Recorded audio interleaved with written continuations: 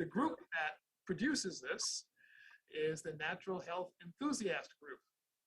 And we have all three of us, the core members in this group, are going to be our core presenters this evening. I'd like to welcome those who are also on our Facebook Live in our Natural Health Enthusiast Group, and those who will be watching later also on YouTube.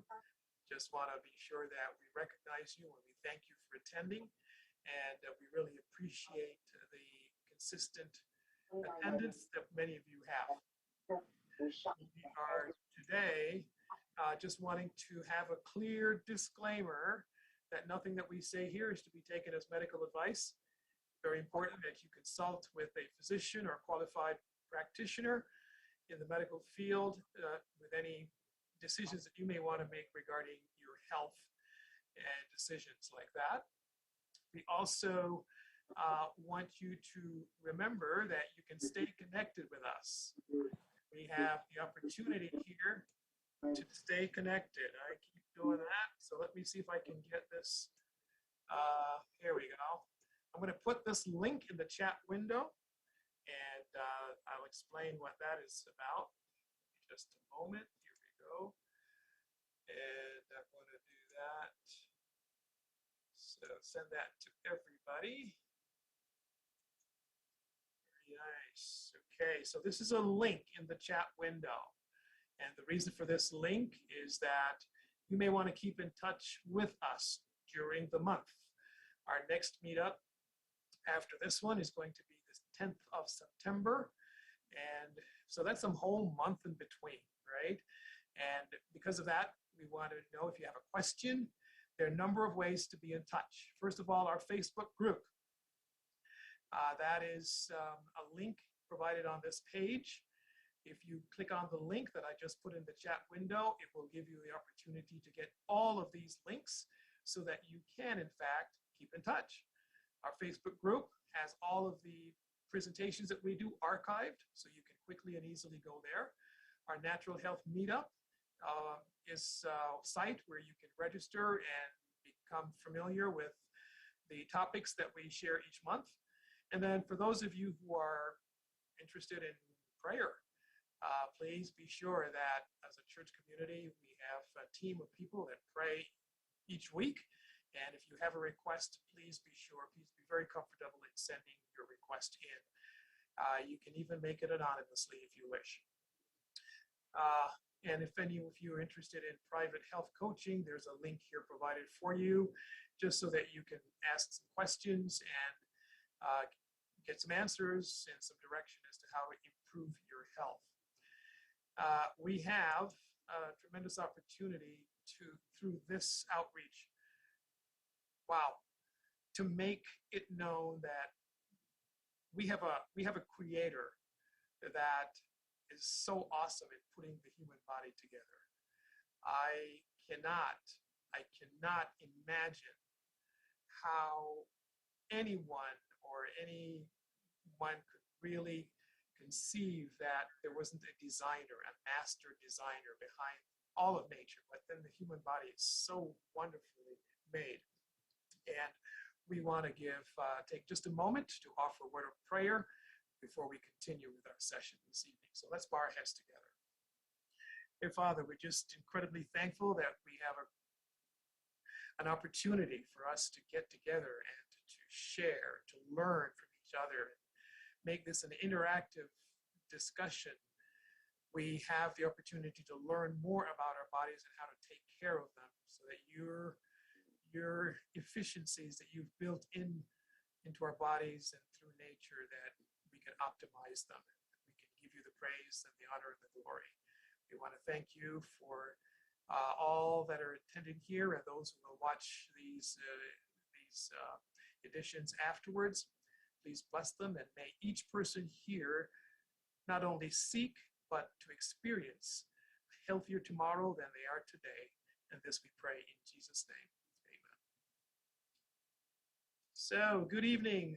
I'd like you to meet the presenters today. These are very familiar to all of us, starting with Don Hall. He is going to be our presenter close to the end of our session this evening. He's currently involved in his master's in public health and is also a pastoral, uh, uh, uh, has a pastoral role with a master's of divinity. And Serena Scott, our certified master herbalist, with us. She will be our second presenter today. My name is Dale Campbell. It is a pleasure to welcome all of you here to this presentation. We have my claim to fame here in this role is really very simple. I love science. My background is in neurophysiology. Did that in graduate school, and just as, after teaching for a number of years, went off into some other things. But it's just so refreshing to see how the science is very consistent. Yes, we have new discoveries, but I've also been able to reverse diabetes successfully, type 2 diabetes. And next month, on the 10th of September, the group here has given me permission to take that natural health meetup over and be able to, share my 11th year of being diabetes free. Will be a celebration event. And we are hoping to have a few people who have actually had the similar experience. And so keep that date in mind. The 10th of September will be coming up.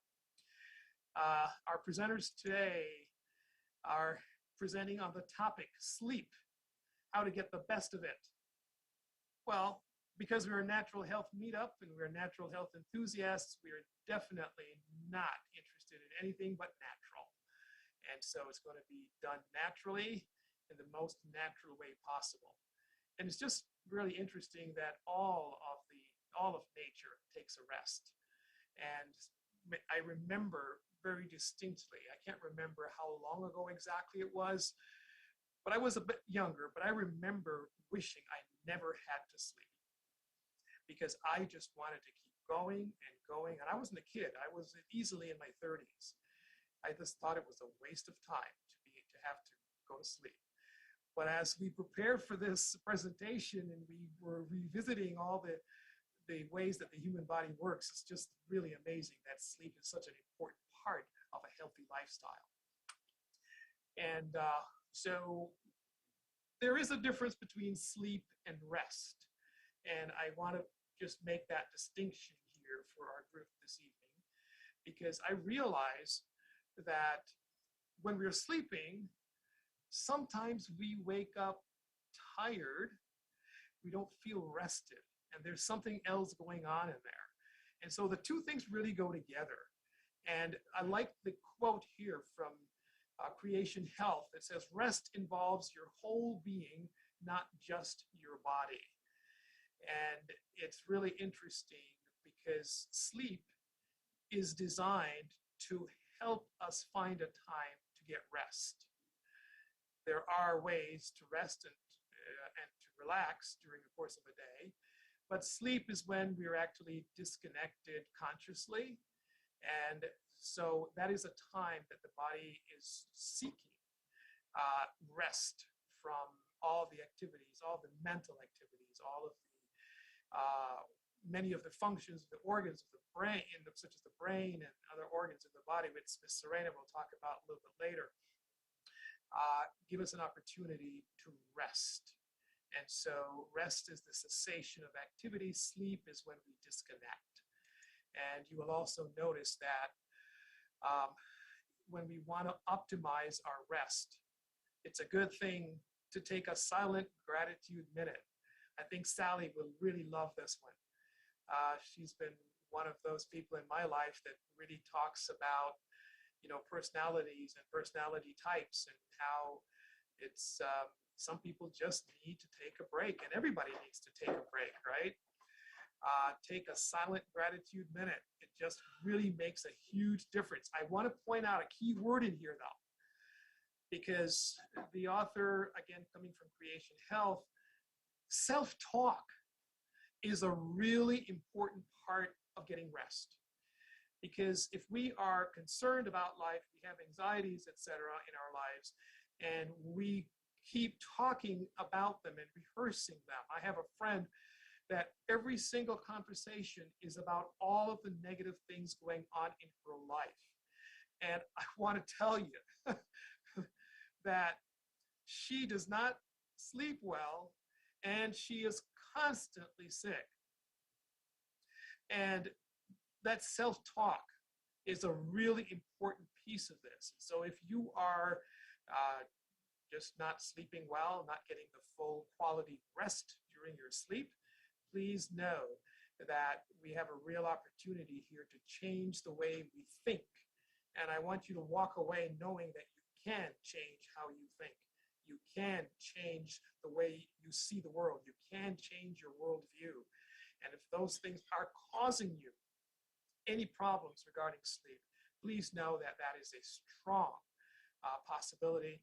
If you'd like to talk a little bit about how that can happen and how it happens, what are the mechanisms to help you do that, please know that we are available to discuss those a little bit further with you. And then also, just to highlight this practice of taking a break can zap physical and emotional stress and putting your body and mind at ease. So, so this moment for gratitude, the second here is just removing yourself from the stressful situations.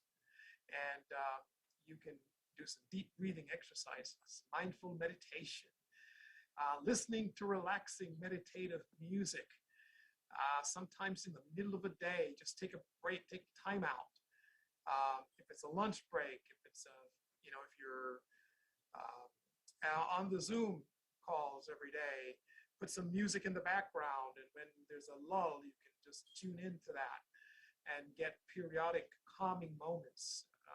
Prayer is also a very good opportunity here to rejuvenate the body, mind, and spirit. And step number 3, plan a vacation. Now, vacations are hard to come by these days because of the restrictions on travel and all of that. But let me assure you that you can do a staycation, right? You can stay right where you are, but then maybe just take a picnic basket and go out in your backyard or into a park nearby and just detach. And keep the senses and perspectives with something new to look at other than confines of your normal home environment. And that also does help to promote rest and a better sleep. We know that if we take a walk in the forest preserve, especially during the daytime hours, and we're able to inhale that oxygen-rich air, that helps to optimize the functioning of the body.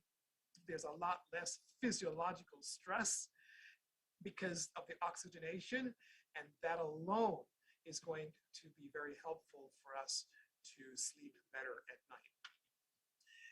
And, I really enjoy this one, biphasic sleep.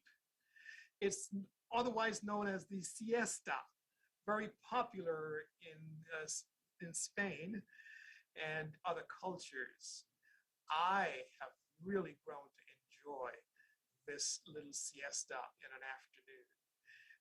I don't usually get more than about a half an hour, but it boosts my energy, my productivity and focus. I had one early this afternoon, believe it or not. And so I'm so fully rejuvenated that if you have the opportunity, and I know when I was working consistently in the field and going to schools and training teachers, and there was a lunch break, I would literally excuse myself, take my lunch, go to the car, sit down in the car behind the steering wheels, push the seat back, and catch a nap. Put my alarm on so I wouldn't be late going back into the meeting. And that really made me feel like a brand new person going in. And it was very difficult for my audience to keep up, but I was the energy of the meeting and was able, I was able to keep them awake and keep them going. But look at some of the other benefits. Strengthening the immune system.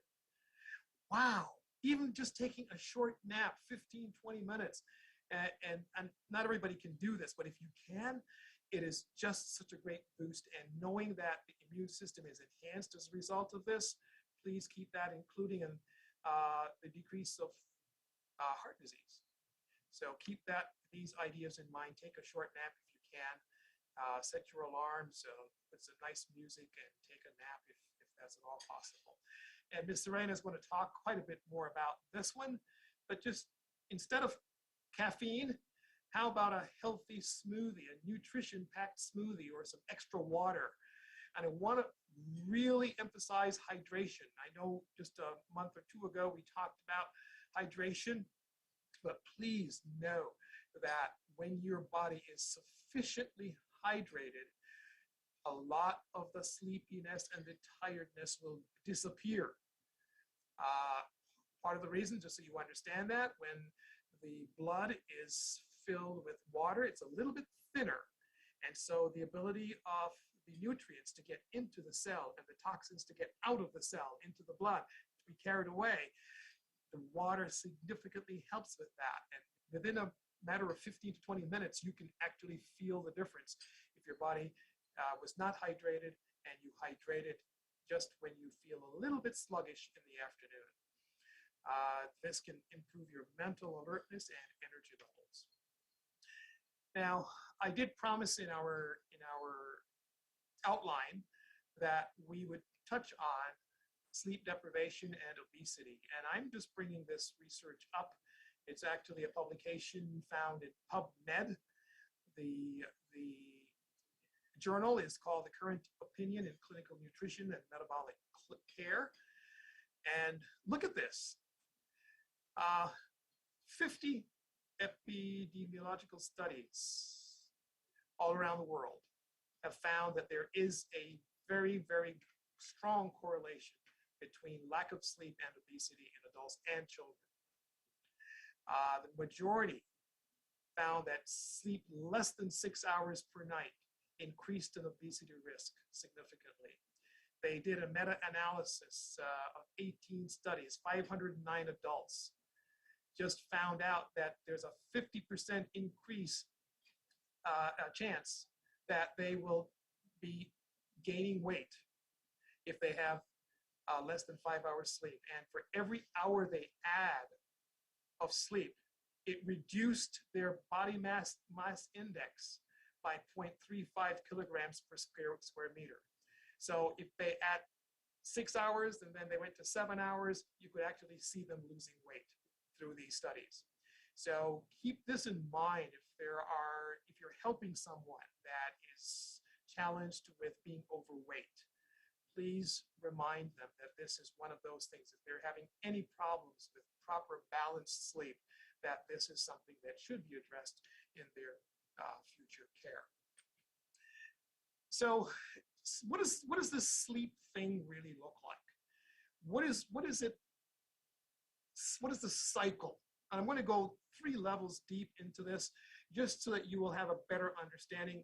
As I was researching this, I learned quite a few things myself, but here's in the big picture, right? The ebb and flow of the sleep cycles. So we have a sleep load. So at 9 a.m. in the morning, our sleep load is very light. But as the day progresses all the way through to 9 p.m., you can see our sleep load, that the pressures of wanting to sleep increase during the course of the day. And then once we start sleeping, then the sleep load is gradually lifted. So down here at the 9 p.m. time, and then after all the way to the 9 a.m. the next morning, you can see that it's being lifted here. And that's really interesting because that's how the body cycle is made. That's how we were created. At the same time, there's another opposing force going, and that's the alerting signal, the signals that keep us awake. So starting at 9 a.m., you'll see them gradually going up and up and up until 9 p.m. There's a very quick drop off. And this is just for most healthy people. This is the normal cycle. Between 9 and 10 p.m. is the ideal time to go to sleep, to detach for optimum health recovery. And so this is just a general cycle. If we take a look a little bit further, you can see, well, this is where we get the article from, so I don't need to go there anymore. But let me continue to the next slide. This is another look at the sleep cycle. And I know that most of you are very familiar with the REM sleep. something that we've heard about quite a bit. And you can see in the entire cycle, it starts right here, which is non-REM sleep level 1. Then there's non-REM sleep level 2. Then there's non-REM sleep level 3. And then REM sleep. And these things go around and around during the course of the night. And I'll show you another diagram that gives a little bit more detail on this. But be aware that each one of these phases of sleep has a different purpose for health restoration. So if we're missing any one of these, then we need to address it. We need to figure out, do I need more exercise? Do I need more water, more hydration? And by the way, I should mention this too, that I took a class in nutritional medicine last year.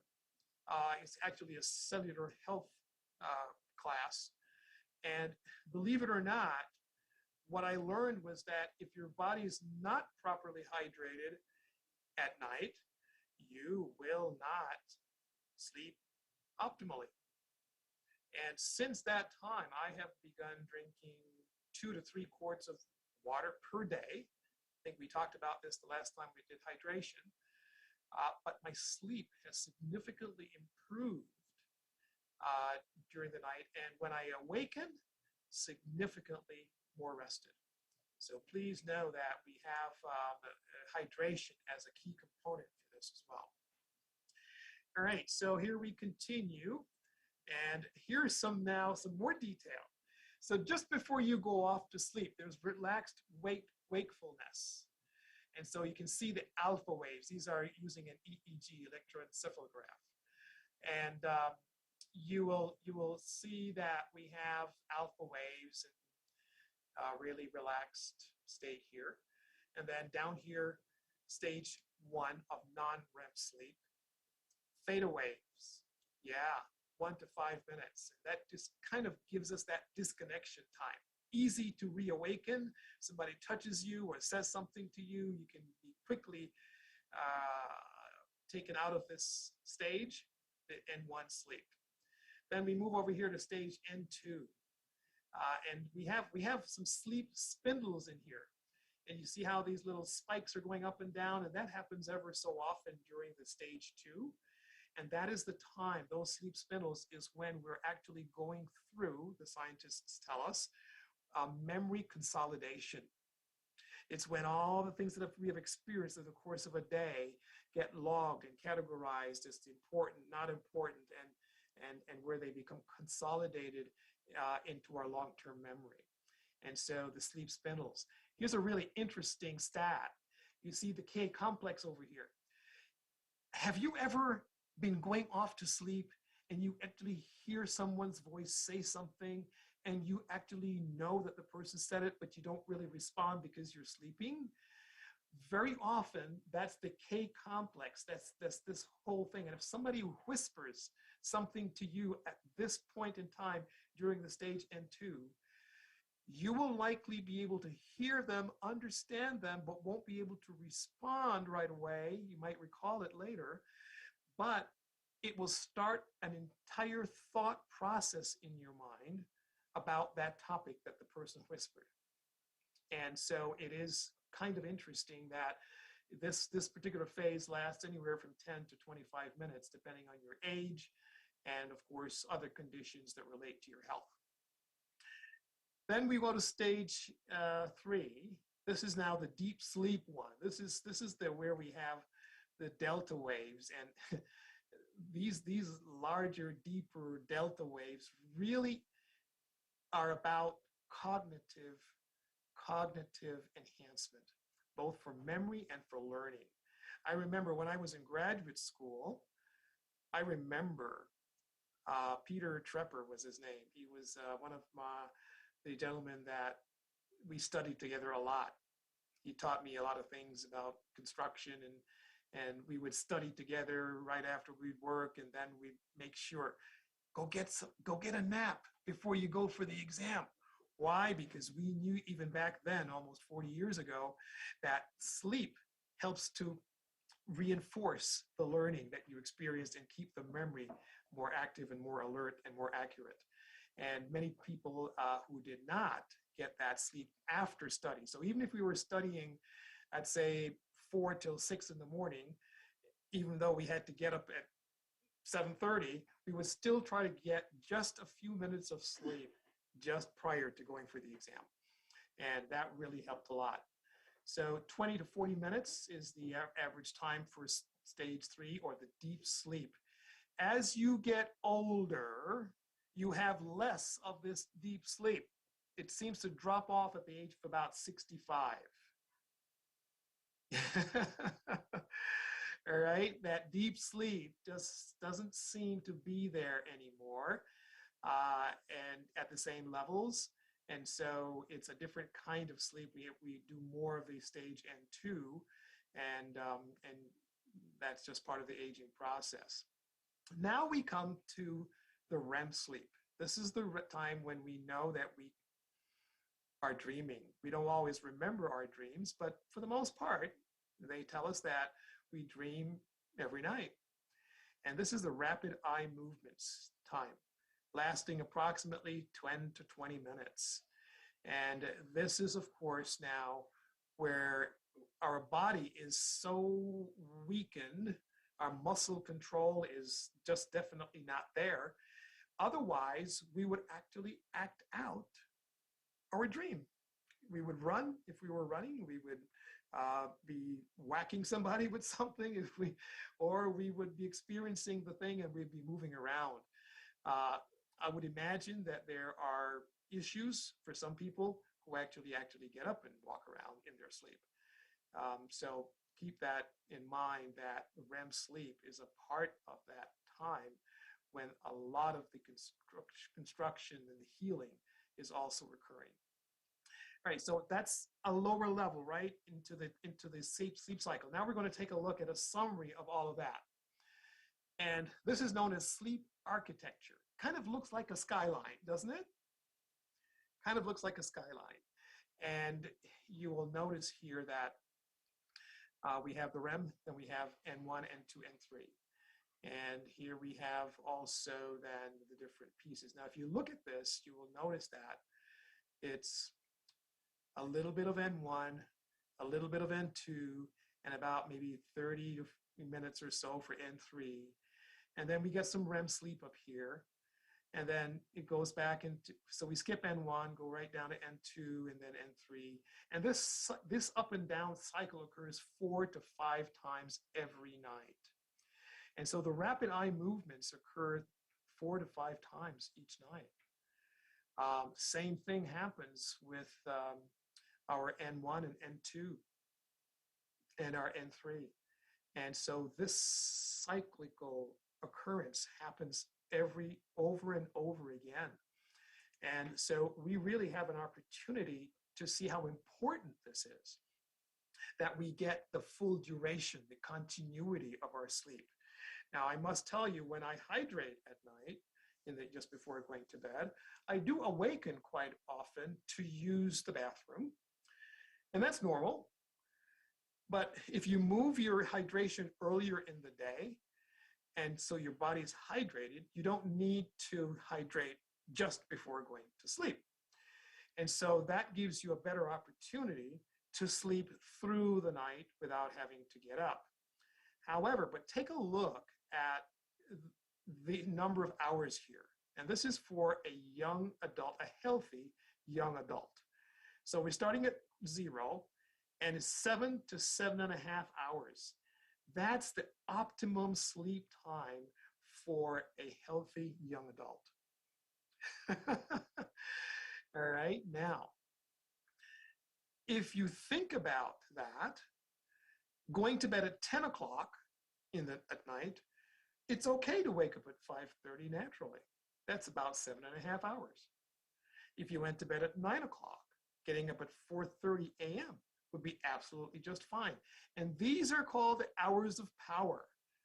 These particular times, 10 p.m. during the summer cycle, 9 p.m. during the winter cycle when the days are shorter, is the optimum time to actually shut down. The pineal gland becomes very activated by night. And I found something really interesting, guys.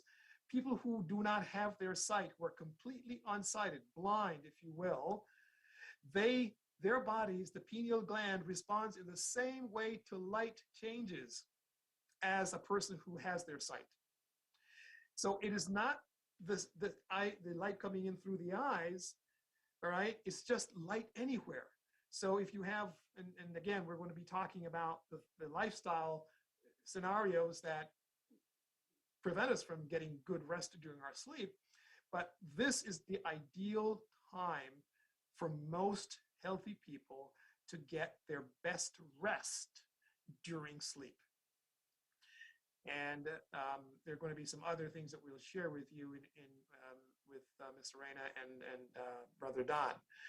Now, keep in mind then that you want to understand this architecture only to be able to determine if you're getting the best rest. And Brother Don is going to be able to share a little bit more with how you can track that. Now, I'm going to touch on this because I found this really interesting. Most people think about melatonin as the hormone that can help to induce sleep. And that melatonin isn't really produced by the pineal gland. And you can see that in the picture. I'm going to bring this up. I'm going to try to make that bigger.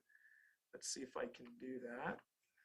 Okay, let's see. How do I do that? Oh, here.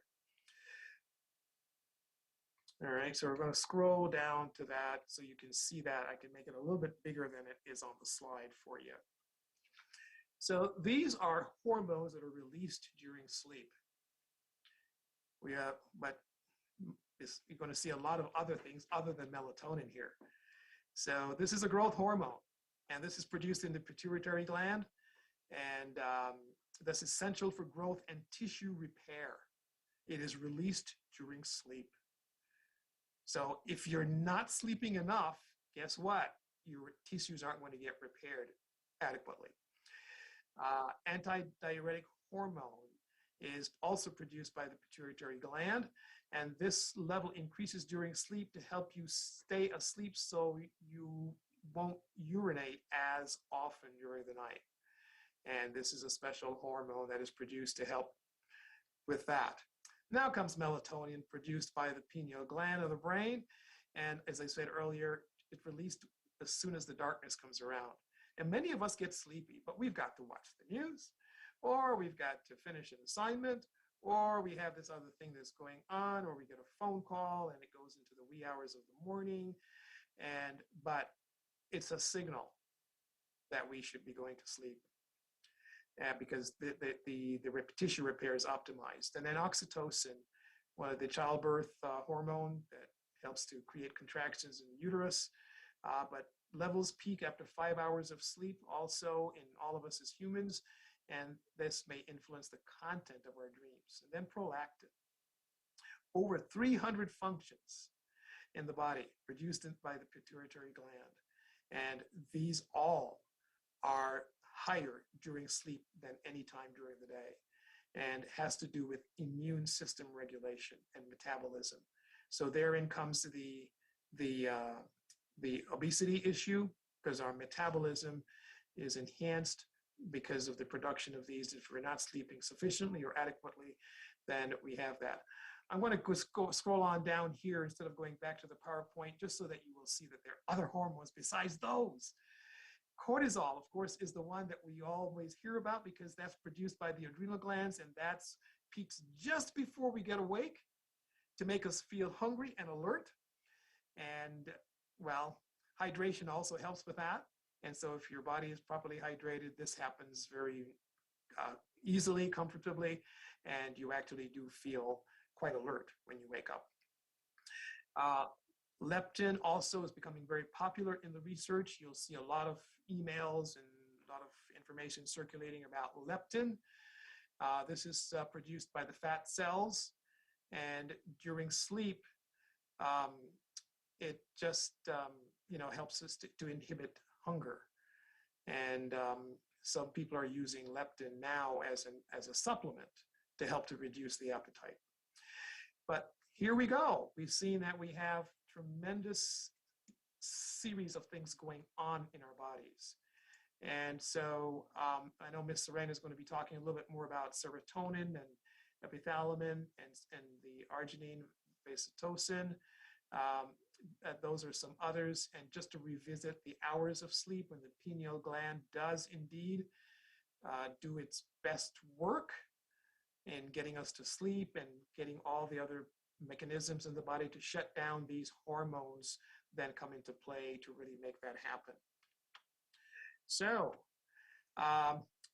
we'll take questions at the end of this, but these are just background information on this. Miss Serena is going to be presenting the next section.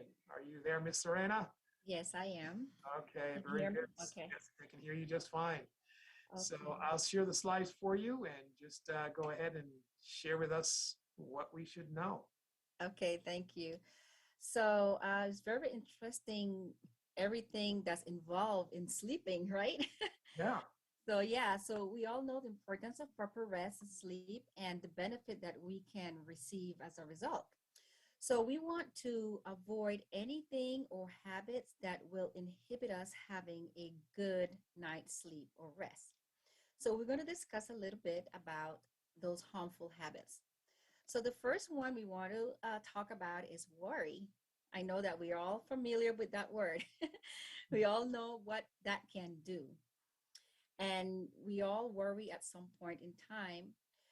And I have had experience where people have shared with me how they have not been able to sleep because they are worried, and worry, anxiety, it's kind of like the same category. So all of these things inhibit you to have a good night's sleep.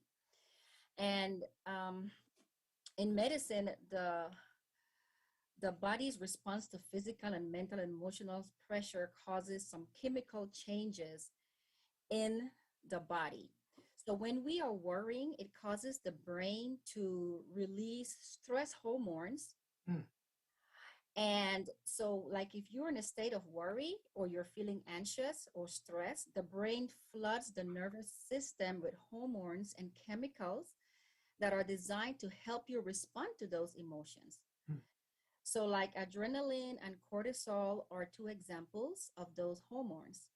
Because these hormones make us feel more alert and prepare us for action, it makes it hard for us to go to sleep.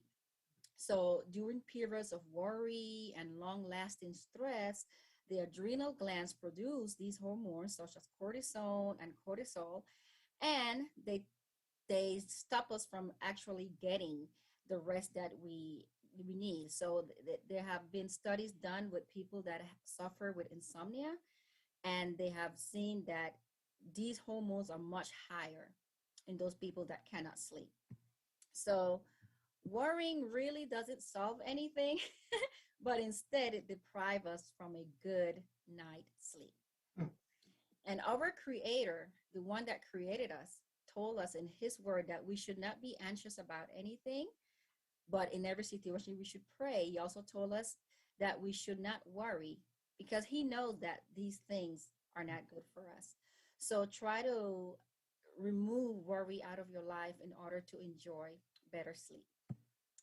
Okay, then another harmful habit um, is artificial light. This is referring to screens such as television, iPad, tablets, phone, and so on.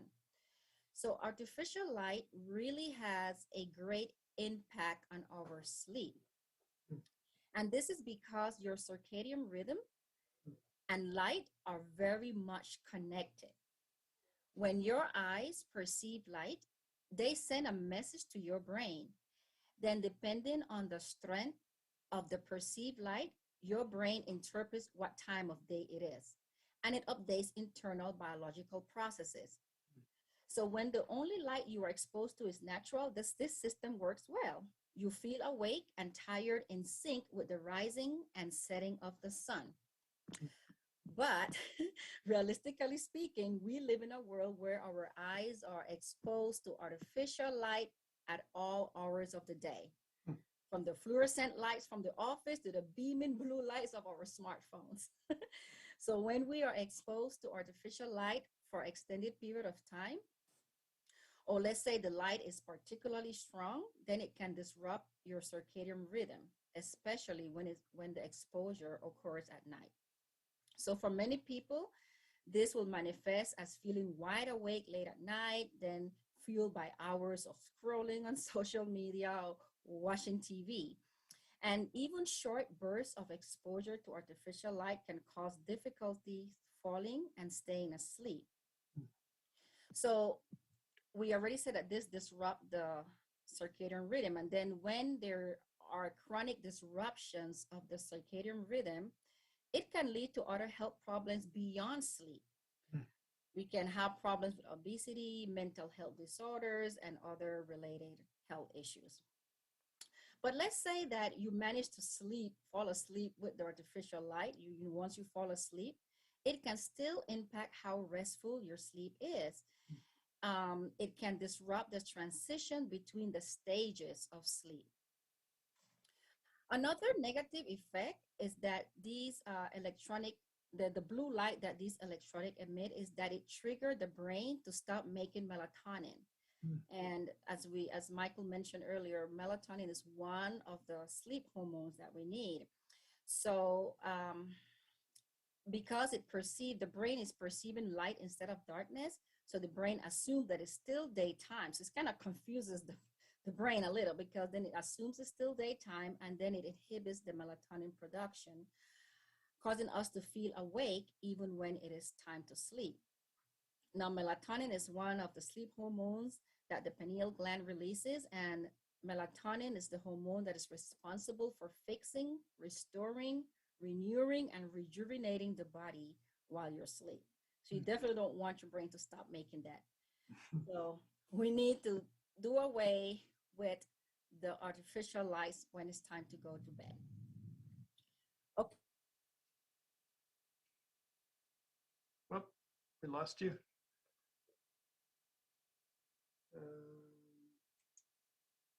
Sleep, but right now we're going to talk about sleep. Can you hear me?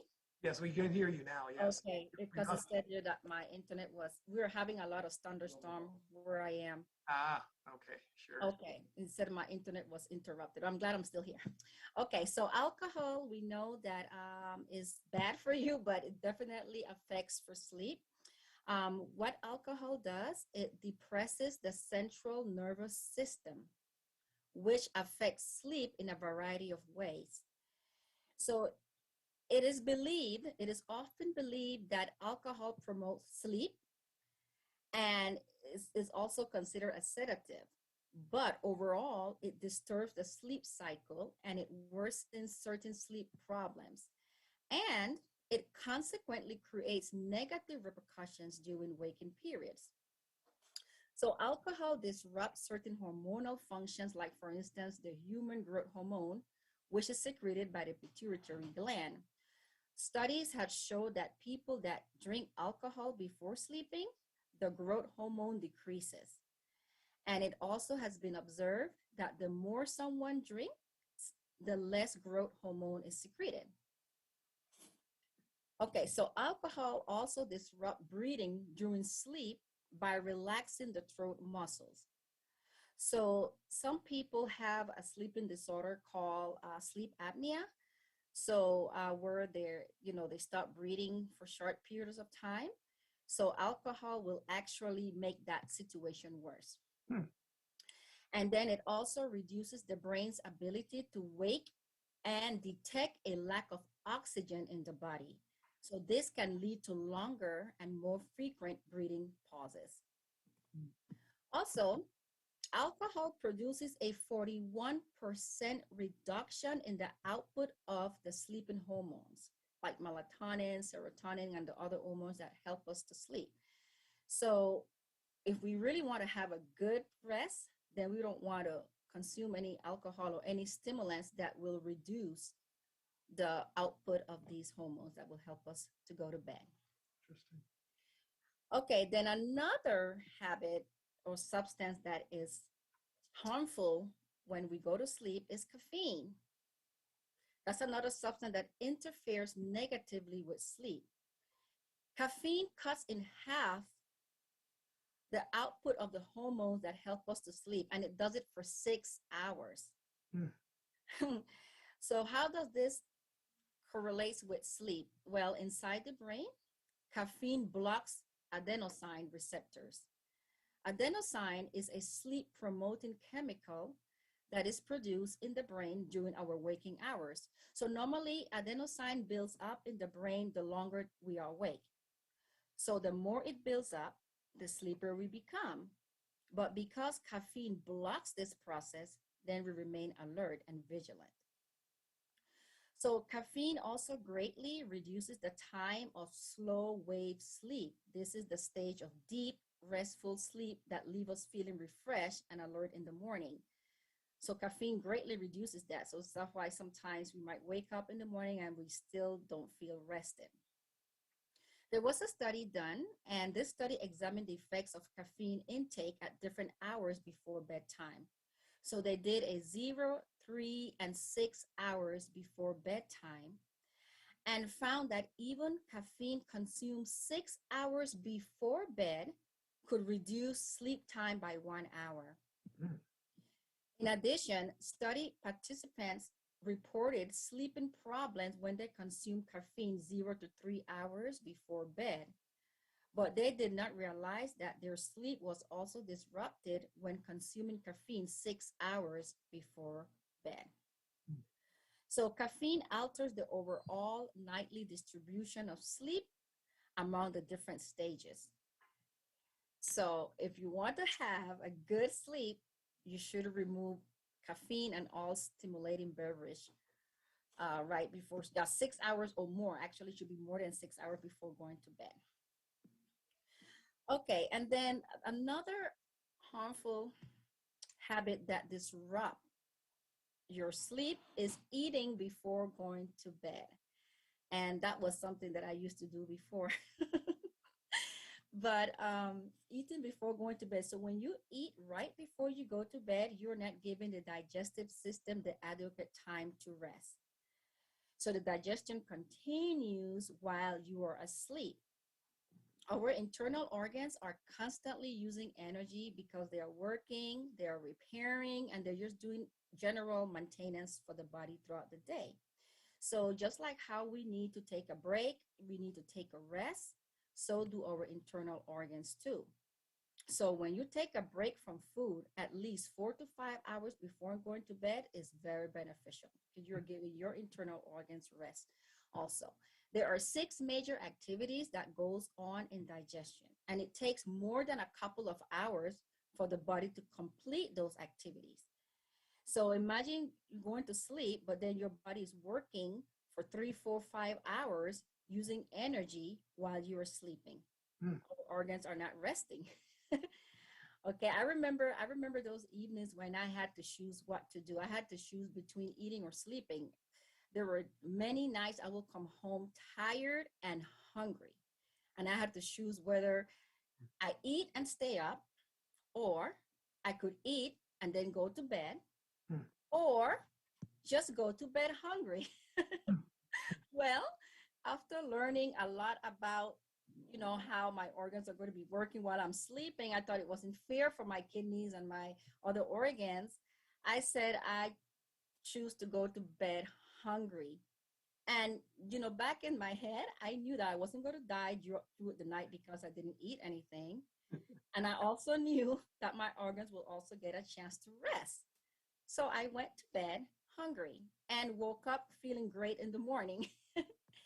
So yeah, so eating after eating right going to bed is really not good because also between the stomach and the esophagus is a muscular valve, and sometimes this valve remains open, allowing the contents of the stomach and the digestive juices to flow back Mm. into the esophagus and cause irritation. So many people might experience or have experienced unpleasant burning sensation, sometimes taste in your throat or in the chest, and that is known as acid reflux or heartburn.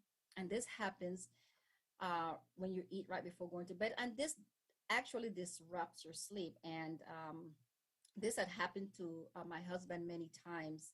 He told me I could mention it. So yeah, he had this habit of eating and then going to bed right away. And like literally in less than an hour, he's waking up, coughing, having this reflux and liquid going back up. And that's just because he ate right before he went to bed. So it really disrupts your sleep. Many times it has waking you up throughout the night, and it's hard to go back to sleep after that horrific experience because it's really like a burning sensation, feeling that reflux going back up. So yeah, so these things are very helpful to avoid if you want to enjoy peaceful rest. Mm-hmm. All right, fantastic. Thank you. Thank you, Miss Serena, for that. So the stomach, the resting of the organs is a part of the rest that the body is looking for during the night when we are sleeping. Yes. Mm-hmm. Wow. Yeah. Sleep is one of the most important needs in life, and all creatures need it to function. Without it, we will break down mentally and physically. So, we want to do everything we know to do to ensure that we are getting and our internal organs are also getting the proper rest. All right, fantastic. Thank you so very much. Brother Don, Yes, sir. I'm going to stop All sharing here and let you take over. all right, let's do that. Yeah. You need to give me privilege. Let's see. Oh, okay, sure. Go ahead. There we go. All right. No, let's not do that. Just close it. Just close it. All right, cool.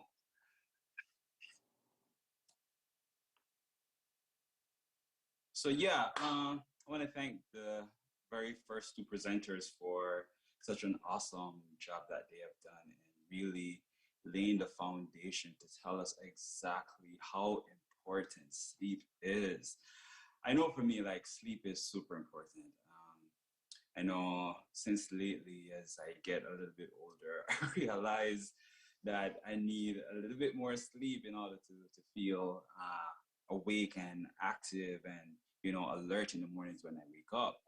So yeah, I take my sleep very seriously, and a part of taking my sleep very seriously, I like to get details or information or data, if you may, about my quality of sleep. So in this modern era that we're living in, there are so many devices out there that will help us to get good information as to the quality of sleep that we're getting. And these devices are basically wearables, and what they do is that they capture information about our temperature, our body temperature, our heart rate, and it give us detail on our sleep patterns. And these are just simple devices that we can wear on our hands or on our wrist. And these have been tested based on university studies to be very accurate in giving information data about our sleeps. And some of these uh, devices are like the Amazon Allo. This one is a very good one. We have also the Garma Visual Smart 4. You have the Fitbit. You have the Whoop. This one is a very popular one. This one is like specifically for sleep, and it really gives like real detailed information as to the sleep quality that you're having. And the most popular one that a lot of people tend to have is the Apple Watch. And this one, Series 6 is where they have now. And it kind of gives you this kind of information. It gives you information about your awake time, the 4 stages of sleep that Mr. Mike went into detail talking about, the awake time, the REM, the light sleep, and the deep sleep. So it gives you information. If you look on this graph right here, it will give you information as to during the duration of your sleep, how many percentage in terms of minutes were you awake, were you in REM sleep, were you in light sleep, or were you in deep sleep? And this, although these devices are not necessarily sleeping aid, but it gives you information as to the quality of sleep that you're having. I would like to know how many hours in the night I'm really in REM sleep, or I'm really in really deep sleep. And these devices help us to give us that kind of information so that you do the necessary preparation to make sure that your body is in optimal condition to achieve these various stages of sleep that also helps with the body in recovery. So these devices, I use them. It's almost like I don't feel good. Like right now, my Apple Watch, I was going to take a shower the night before and it fell and the face cracked. Oh, no. And uh, the following morning, I was at the store. Thankfully, when my wife bought it for me, she had a protection on it, so they're gonna fix it for me, uh, like for minimal charge. So, like that's how important it is for me. Like, I really want that kind of information, so I know how to prepare my body for optimal recovery and optimal rest. So, sleep is very important, and we need to put mechanism in place to make sure that we are fixing our sleep schedule. As the presenters before me spoke, they talked about the importance of sleep, the importance of different stages of sleep, but we have to take practical measures to make sure that we're putting the right tools in place, the right schedule in place to make sure that we are receiving or we are scheduling our sleep in our busy schedule. And one of the things that we can do, as Miss Serena just talked about, is to lower the lights, whether it be artificial lights, whether it be the bulbs in our rooms, the screen time, these are disruptors that will definitely interrupt the quality of sleep. So a part of our sleep schedule is to make sure that hours before we go to sleep, we are unwinding. And a part of the unwinding process is to make sure that we are lowering lights into our space. I know for me, moving to Chicago was a very big adjustment. Chicago is a city, and there's street lights all over the place.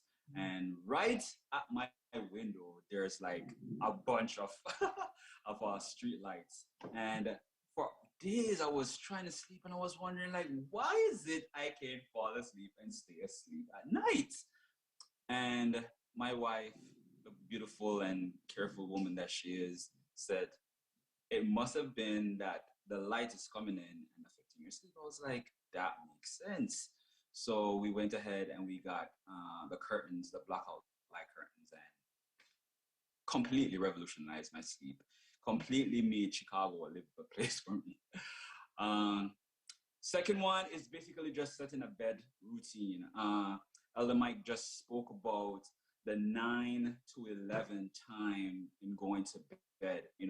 Having those time as a part of your sleeping schedule based on the season that we're living in. I know the summer months we can stretch it a little further, go to bed by 10. In the winter months, you want to probably, because the sun sets a little bit earlier, you want to get in bed by 9 o'clock. But having that set schedule so that your body and your circadian rhythm can become used to your sleeping schedule, knowing that it's time for me to wind down to go to bed. That is optimal sleep hygiene that you are involving yourself in. So that's very good for us to do. Next one is simply to take a shower. Take a warm shower before you go to bed. And ideally, coming out of a warm shower and going into a cold room or a nice temperature room will help to lower your body temperature, and that will allow you to have optimal sleep as well in the night. So taking a shower helps to cool your body down, is very good for our sleep hygiene as well. Make a thing to do list for tomorrow. Serena talked about not worrying. And a part of not worrying is to kind of be aware as to what the next day is involved, what you have to get done, and all of these different things. So going to bed with that kind of peace of mind also help you to rest. Hey, I have this to do tomorrow, so I have to get optimal rest. So it helps you to keep all the other sleep hygiene statement in line as well. a simple one as getting a very good mattress, a very good sleeping surface is very good.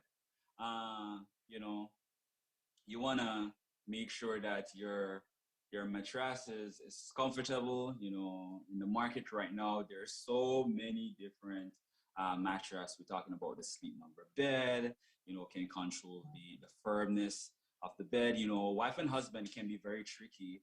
You know, because one person may like the firmness of the bed, another person may have wanted it a little softer, and you know all of that can be uh, a little bit tricky for couples, but coming to a common understanding and trying to find the best situation for both persons can be very good in getting good quality sleep.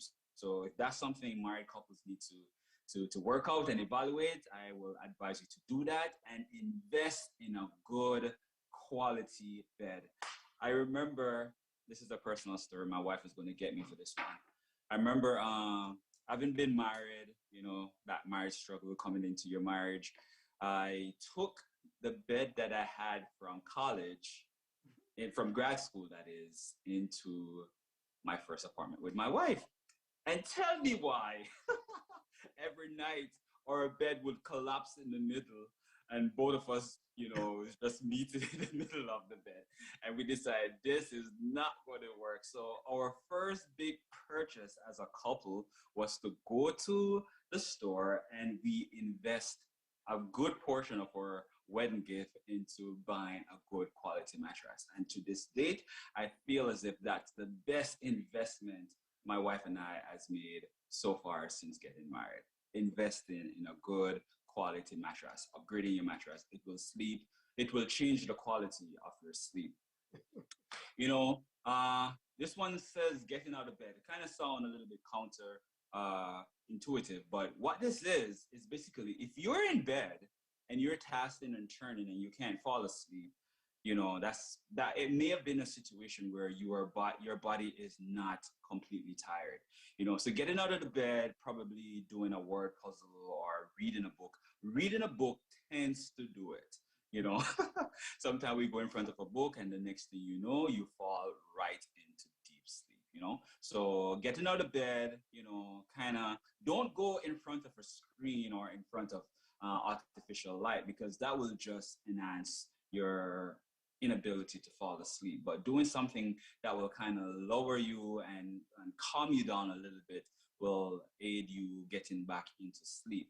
And you know, just wearing your smartwatch or your wearables will also able to give you good quality information, data about the sleep you're having, so that you know how to make different adjustments to have better quality sleep. Last but not least, it's not on my list, but I thought about it as we were going through the presentation. And that's simply to wind your night down, you know, giving glory and gratitude to God for the day that He has brought you through. You know, for many of us, we go through exhausting days. We have everything on our mind, and the only true source that can really help us to bring us back to that state of restfulness is abiding in Jesus. So I wouldn't leave this conversation without making that a point within the sleep hygiene regiment to give glory and honor to God. Amen. And that brings our presentation to an end.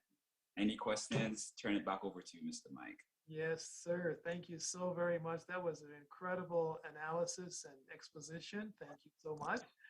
And we're just really grateful for the team effort that we've been able to put together here tonight. I'm sure that someone has a question or two and we'd like to give. We have approximately 15 minutes for questions and answers. And it's Dale, and it's I'll answer that for you in a moment, Mo.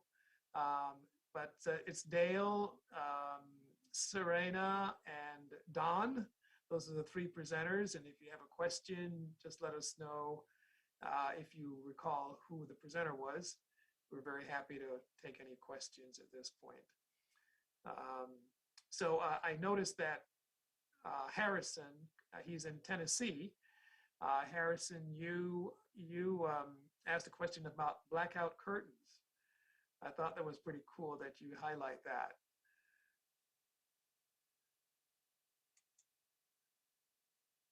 Um, yeah, I'll put the Facebook group in there. So Harrison, did Don, did you, can you elaborate a little bit on that? Because he put that in the chat as a, Well, well, actually, I love blackout curtains. Good oh, evening, everyone. This is Harrison in Tennessee. I love blackout curtains. I can't live without them now. It is a bittersweet because sometimes you don't know what time of the day is. I tend to go with the black ones. yes. Um, but yeah, I live by them right now. Wow, fantastic. I never heard of those before, so I learned something tonight. I mean, I know they exist, but never that term. Yeah. For the blackout curtains. That's pretty cool. So, okay. Anybody have any questions specifically from the presentations?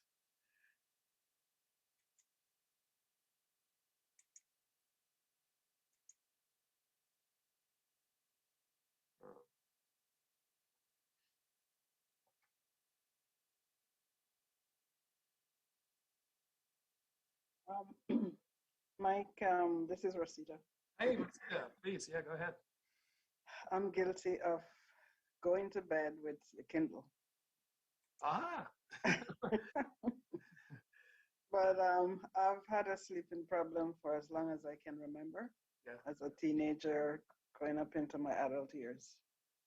Mm-hmm. And I probably get about 4.5 hours of sleep every night. Mm-hmm. So I'm not sure what else I'm saying. I know I need to put the Kindle away. Mm-hmm. And but that's my mechanism to fall asleep, just to read and get sleepy and put the Kindle down and go to bed. Yeah. So, well, I mean, there are lots of factors there. Electronics in general, even if they don't have a light, I'm sure Sally will probably jump in here. But they really disrupt our physiology. So if you have a device that's near to you, even if it is, turned off, it's still producing waves that are disrupting the normal physiology of the body. And so if it's near to you, even if it does, the light goes off, that's something to consider. But if you have any other electronics, whether it's a telephone, a modem for your computer for the Wi-Fi, or anything of that nature that's close to you, that is something that I have found used to get me really tired before and I use a shield now, to cover those items and to make it, yeah. But prior to that, it was I was waking up tired consistently, yeah. And then what about hydration? How is that for you? I do drink a lot of water during the day. Okay, that's good. That's good. Well, the question is, do you feel rested in the morning when you wake up? Sometimes not, but I can work straight through the day until the following night when it's bedtime again. Okay. And you're not exhausted, you're not irritable, you're not... No. So I guess my body is so accustomed to the 4.5 hours that it's just natural now. But I would like to extend the hours. Yeah, well, anybody else have any other ideas or suggestions? I think there's a way to sleep smart.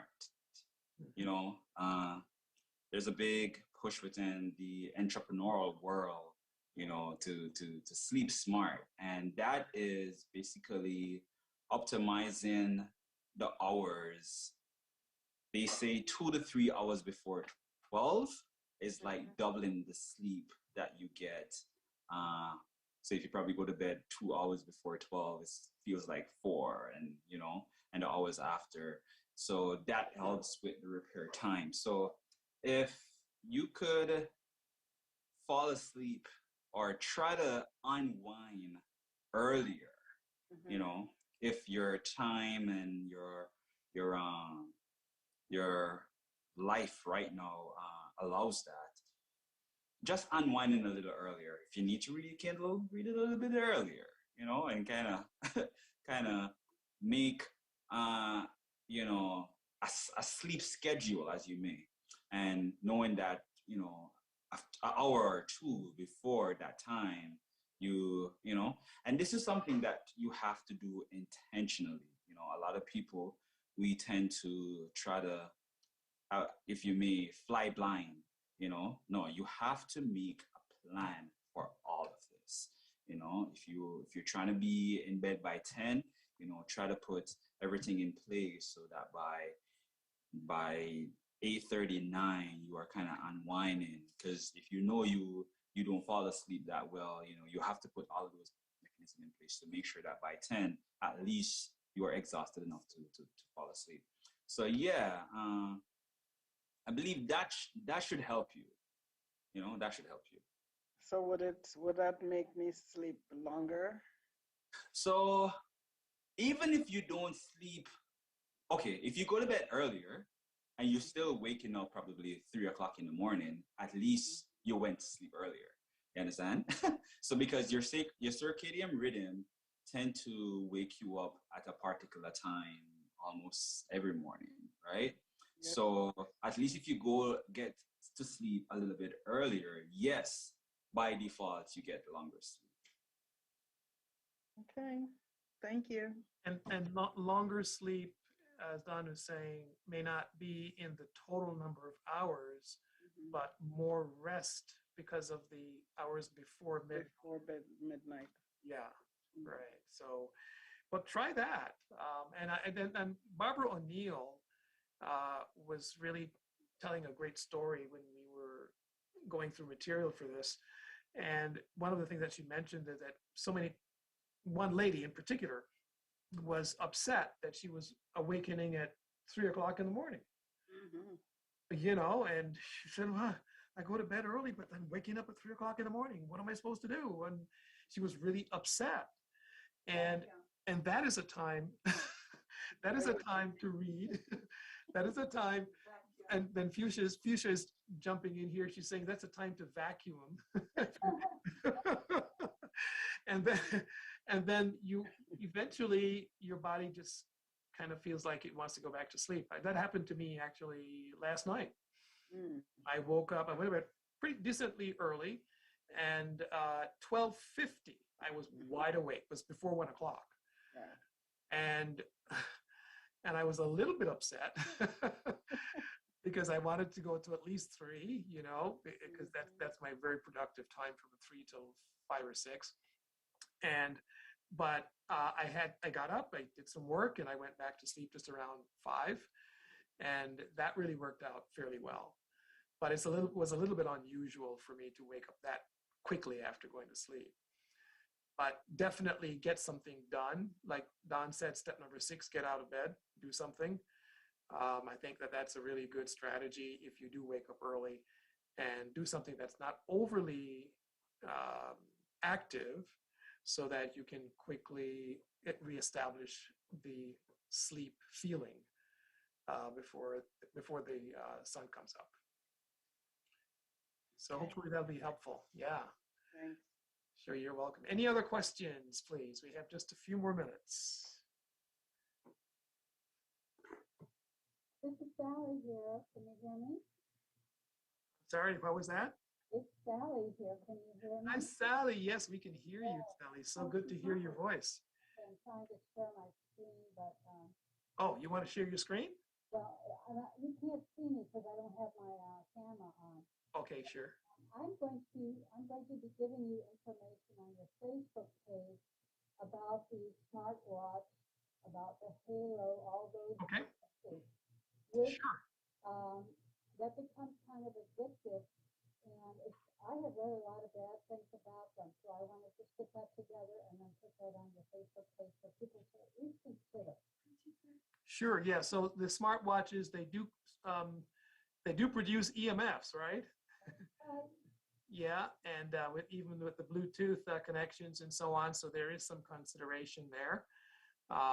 Definitely, but yeah, we would appreciate certainly hearing the information about them and maybe some ways to mitigate any of the potential harm that they may cause. I also want to say that I have a girlfriend who she she's had the same routine like the other woman who was speaking here. Yes. When she goes to bed, she doesn't have a candle, but she has her smartphone, and she likes to play that. And then she tells me that she has trouble with her sleep, and I told her about this, but she says she can't sing.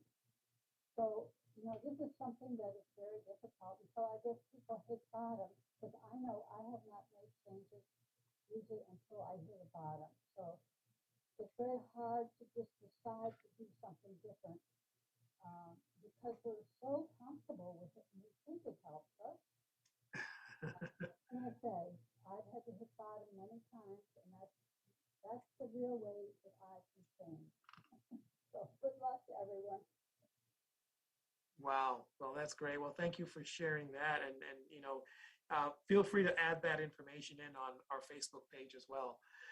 Mo, to answer your question regarding the Facebook page, I am going to put a link in the chat window for you right now, and it will give you all of the ways in which you can be connected with us in between our sessions each month.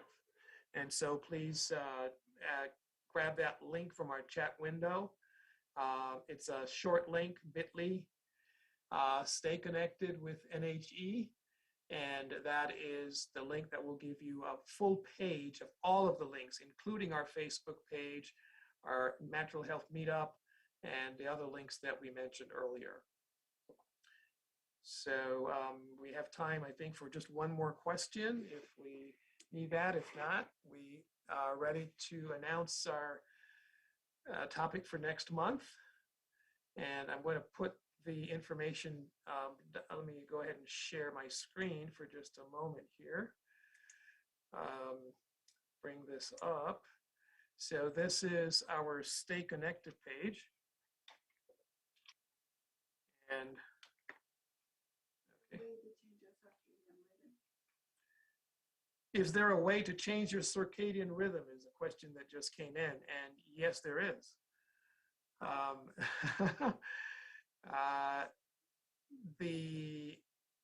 By really just doing the cycle that you want. You're saying you're trying to go to bed earlier? No, I don't have any problem sleeping. Okay, sure. But yeah, one of the things that we find with people who travel a lot, when I used to travel internationally quite a bit, that was quite something, and that certainly changed the normal circadian pattern. And we found that one of the things very helpful was sunflower seeds because of the high zinc content. And that is one of the things that if you are looking to make changes to your circadian rhythm because you just can't go to sleep early, but you go to sleep early, use that kind of approach, nutritional approach, to help change the circadian cycle. All right, so that's good. So Mo, were you able to get that link? I just want to be sure that you were able to get that. Yeah, it worked. Thank you. Oh, okay, very good. Excellent. Thank you so much for being here. So Pastor Atkins, I see that you're on the line. Thank you so much for being able to join us tonight. Pastor Atkins is the pastor of our All Nations Fellowship Seventh-day Adventist Church here in Downers Grove, Illinois. And we are just thrilled to have the opportunity to present these workshops each month. I just want to announce before I ask Pastor Atkins to close us with prayer that September 10th will be our next Natural Health Meetup. Same place, same time, the second Tuesday. I will be using that time. My team here has given me permission to do my 11-year celebration for being diabetes free. Yay! Yeah, and it's all done through natural means. Never took any medication. I want to tell the story again, but also invite a couple of people who are currently or who have recently gone through a similar regimen and have been very successful in reversing and curing themselves of diabetes. And it's just really a testament to, and also, Rosita, in that session next month, I will be discussing a very isolated case of type 1 diabetes. Yeah, just because there is something there that can be very interesting from the research with Dr. Barnard and Gabriel Cousins. Okay. And then, yeah, so please put that on your calendar for next month, September 10, folks, and just thank you all for coming out. Pastor Atkins, could you? Sure. Good evening, everyone. Yes. Let's have a quick word of prayer. Our Father and our God, we thank you, Lord, for sleep, for rest. And I know at times this busy life that we cater to keeps us from getting the much needed rest that we need, and particularly the sleep that is necessary for us to function. But Lord, you created us not just to go, but to also pause for a period of time. And so help us to be cognizant of that and to enjoy sleep. We don't have to do everything all day. We need to take time. Tomorrow will be there. The task will be there, even if we're not. So Lord, help us to prepare for tomorrow by sleeping tonight. Thank you, dear Father. In Jesus Christ's name, amen. Amen. Amen. So folks, what can we say but have a good sleep tonight? Good night, everybody. Good night. Have a great night. Thank you. Thank you all for coming out. Thank you all so much. Good Bye-bye. night. Good night. Good night. Thank you. You're welcome. Have a good night.